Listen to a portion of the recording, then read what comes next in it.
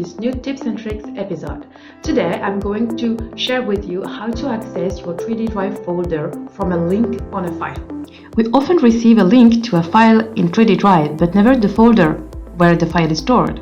Here in my case, I received this file of the attendance list of one of my previous webinars, and I noticed that one name is missing, so I'm going to edit the document here first. As you can see, I'm going to use the edit button to do so. And I'm going to add that line with the name of the person, and I'm going to complete also the other two columns. Once I'm done with this, I can also play with the style of these two inputs by centering them as for the other lines in the file. Now that my file is completed, I can save it.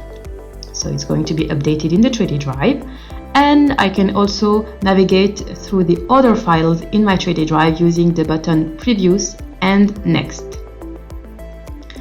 Now that I'm happy with that, I can see my file has been updated. As you can see here, I'm going to close the file. And by doing that, I'm arriving into the folder level. One thing you need to make sure of is that you're part of the folder, otherwise you won't have access to the other file stored in the same folder. I hope this tips was helpful. If you have any questions, please let us know in the community, Enovia user community. Thank you.